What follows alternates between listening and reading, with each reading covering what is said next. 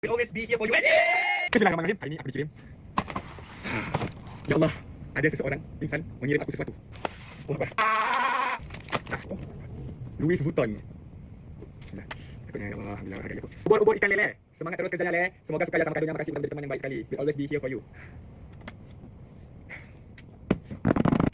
Bismillahirrahmanirrahim. Oh my god. Lama. Albi bos. Mahal ya Allah. Iko! Ada orang cuma barang. Kita tengok dulu. Oh, ayah, kamu tak mata. Baca dulu. Baca jam-jam. Baca dulu. Ubur-ubur ikan lele. Semangat terus kerja lele. Will always be here for you. Aduh.